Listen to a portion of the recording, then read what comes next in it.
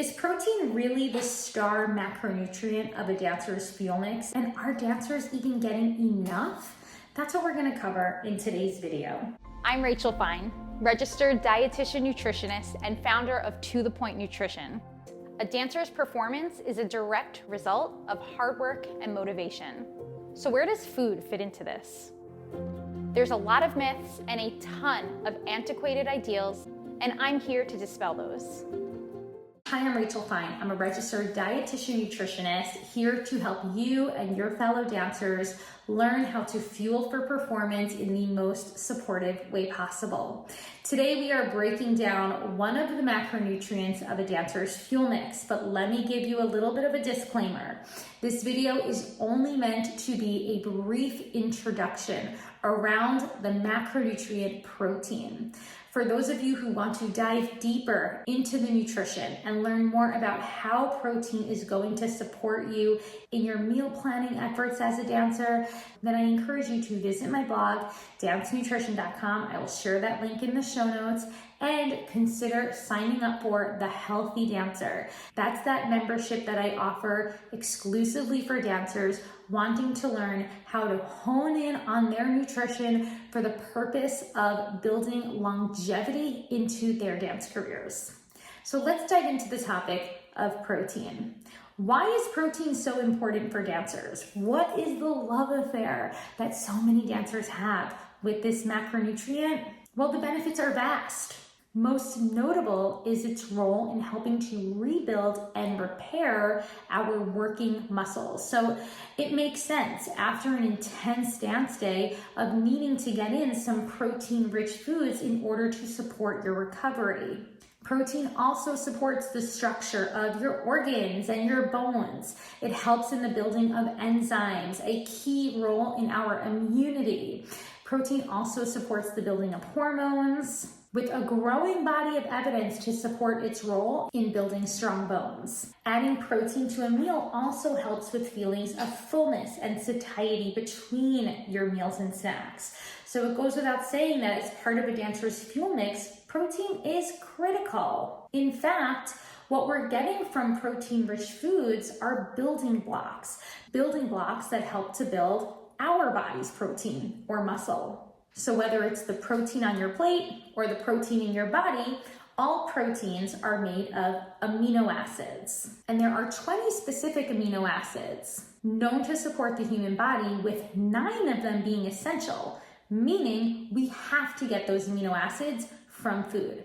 Just one of those reasons why protein is critical to a dancer's fuel mix. From an energy standpoint, our body is always going to prefer to utilize carbohydrates and fat as substrates to burn for energy. But for dancers who are not consuming an adequate amount of either of these macronutrients, the body is left to break down protein or muscle for energy. This is not a favorable outcome. We want to ensure that we are incorporating enough foods rich in carbohydrates and fat so that our muscles and amino acid stores can be saved for what they are best utilized for, which is the repairing and the rebuilding of our muscle tissue, especially after intense dancing. Now, there is one way in which protein can indirectly help our energy, and that is when we're thinking of it in the context of a balanced meal. So you've heard me say this many times before and in previous videos that carbohydrates are a preferred fuel source to fuel our dancing. When those carb-rich foods, like as an example, bread or chips, are paired now with a protein-rich food, let's just say we're pairing nut butter with some bread, or we're pairing like a hummus with chips, that protein is helping to slow the digestive process. A slowed digestive process therefore supports a more sustained breakdown of those carbohydrates and therefore a slower, more sustained release of that energy. So when you're incorporating a food rich in protein like cheese into an otherwise balanced meal or snack, you are supporting longer lasting energy to get you through that 90-minute class or 2-hour rehearsal. How much protein does a dancer need in their day? So specific recommendations are always going to vary and be very dependent on the individual. In fact, so dependent that if you are concerned about whether or not you are getting in enough protein, your next step is to reach out to a registered dietitian like myself who can help to evaluate your current eating patterns and decide if whether or not we need to boost some of the protein-rich foods in your day. But just a little spoiler alert, it's very rare for us to see protein deficiency in today's day and age. Even for my plant-based dancers, we have a ton of protein-rich alternatives out there on the market that can help us to meet our protein needs. But from a very general perspective, dancers want to aim for a range where at least 12 to 15% of their calories are coming from protein-rich foods.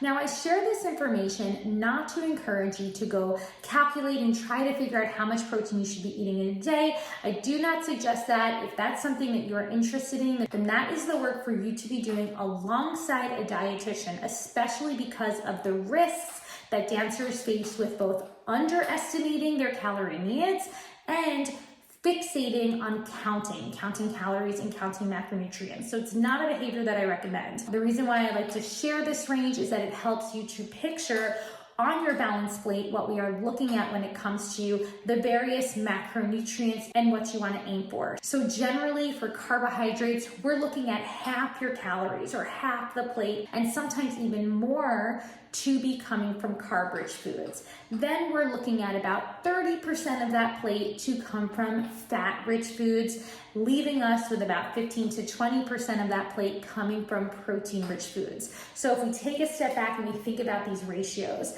protein, which often gets deemed to be the star macronutrient, and dancers are commonly just always thinking, how can I get more protein? How much more protein do I need? I encourage you to slow down a bit. Usually more protein is not what you need, but rather focusing on some of those other macronutrients, like ensuring that you're getting enough carbohydrate and enough fat into your plate, is really what's also very, very important. So the takeaway here is balance. You definitely want to get in a variety of foods that are going to contribute to all three of those macronutrients, carbs, protein, and fat in your day. When we're thinking about the protein in our food supply, we can really classify this between animal-based proteins and plant-based proteins. Both are sufficient for helping you to get in enough protein in your day. Now, oftentimes animal-based proteins like meat and chicken and dairy and eggs, they're known to be high in biological value. This essentially means that our body can efficiently utilize the amino acids for muscle building and muscle recovery. Plant-based proteins, on the other hand, on their own, don't technically contain all of those essential amino acids, but if you are getting in a wide variety of plant-based proteins in your day, then you are likely attaining all of those essential amino acids. So there is really nothing to stress about here. But if you are concerned, if you are a plant-based dancer, specifically a vegan or a vegetarian dancer, and you are worried about whether or not you are accessing all of those essential amino acids, then again, reach out to a registered dietitian like myself so we can evaluate your eating patterns and see if there is a potential where we can get some more variety in at different points. On the blog, and I will share a link in the show notes, you'll just see a couple of examples here. Animal-based proteins coming from chicken and meat, fish and eggs, dairy like yogurt, cheese, and milk. We also have our plant-based proteins like tofu, soy products, a lot of dairy alternatives like almond milks and soy milks, and of course legumes like beans, lentils, chickpeas, nuts, and seeds. Pseudo cereals like quinoa are all adequate sources of protein. I even give you some lists in this blog post about different ingredients that can help you to identify foods that might have protein supplements added to them. So the question about whether or not you are eating enough protein, this is something that I am commonly asked as a dietitian. And while most dancers in today's day and age are adequately meeting, if not overdoing it on protein, I will tell you that very restrictive and low calorie diets are often where we see the risk of inadequate intakes of protein and actually all of the macronutrients for that matter. So not only do we want to aim for a variety of protein-rich foods throughout our days and our weeks, But we want to make sure that we are just eating enough in a day, eating enough calories to support our daily needs. That spans beyond the purpose of what this video is, but I do have additional resources on how dancers can better identify an amount of food that is going to best support their bodies. I'll share a link in the show notes. Is there ever a time that dancers should prioritize protein over the other macronutrients? Well, like I said earlier, balance is, for the most part, going to be key. But after an intense bout of dancing, you will benefit from getting in a boost of protein, actually up to 20 grams of protein. So that's the amount that you can get in one serving of protein powder, oftentimes like a high protein bar, or even a serving of chicken or meat, such as part of a dinner. But I will say that after an intense period of dancing, there is a post-performance recovery window with a natural increase in hormones, specifically insulin, that will help in the recovery process. Now, an increase in the hormone insulin is known to support the absorption of carbohydrates. This is going to replenish muscle glycogen. If you can remember, I spoke about this earlier. When our body has a sufficient amount of carbohydrate to replenish glycogen, especially after intense movement like dancing, other substrates, other nutrients like amino acids can be spared in order to help in the rebuilding and repair of muscles. So therefore, after intense activities such as dancing, within that window of recovery, you will benefit from a mix of carbohydrates and protein as part of your recovery meal or snack. Now, typically, we're looking at a range of anywhere from about 20 to 30 grams of protein that can be beneficial here, with nearly 3 times that amount coming from carbohydrates. So a great example of a post-dancing recovery option is chocolate milk. It's got a 4-to-1 ratio of carbohydrates to protein to give you that glycogen replenishment that will further help to spare that protein for muscle rebuilding. Another common question that I am asked about protein is it possible to get in too much, to overdo it? And the answer is yes. If you are overdoing it on protein, you can potentially displace other opportunities to get in some of those other macronutrients like carbs and fats. You might also displace opportunities to get in other types of foods like fruits and veggies. High protein diets can also place strain on our kidneys, especially in those who struggle with conditions like high blood pressure. There's also been some speculation about high protein diets and the impact they might have on dehydration.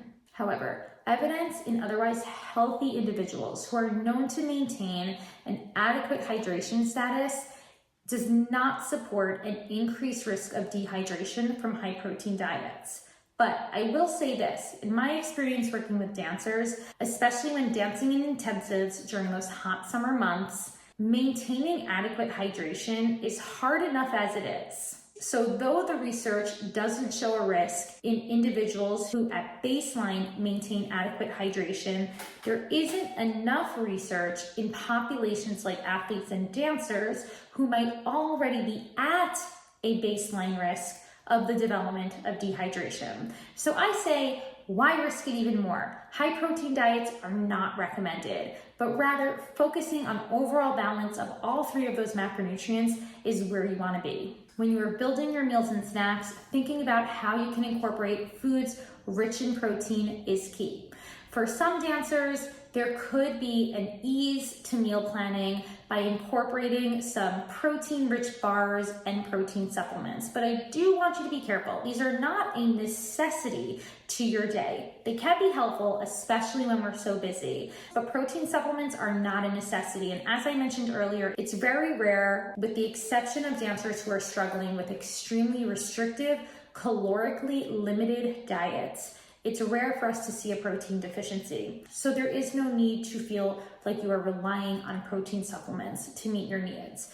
But if you are struggling to get in a recovery meal or snack within that post-dancing window, let's say you've got a rather long commute after a performance and you want to get something in before you are able to have your next meal, this is where a protein smoothie or a protein bar could potentially be helpful. These can be a convenient way for dancers to take advantage of that recovery window post-performance, especially when their next meal isn't expected for several hours. But consider this, protein bars and protein shakes are not meal replacements. They could be part of an otherwise balanced snack or meal, but they should never replace a full meal or a full snack, as it's likely not to be enough to meet your needs. And also, you don't want to become heavily reliant on these options. A few beneficial considerations when you are choosing protein bars or protein supplements: look for ones that contain other helpful ingredients like whole grains, oats, and dried fruits.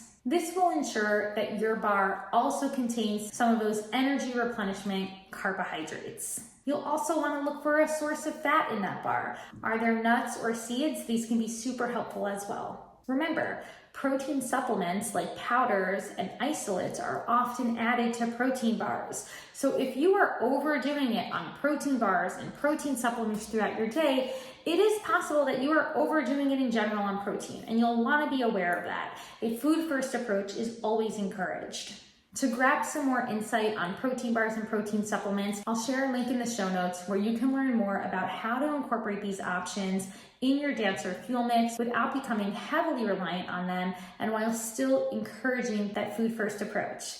All right, so I hope this has given you a rundown on protein, but as I've mentioned, it's really just a brief overview. And if you want to dive deeper into this topic, check out the blog post. The link is shared in the show notes, as well as the Healthy Dancer online program, where we dive deeper into all of these fundamentals surrounding dancer nutrition. Until then, I'll talk to you soon.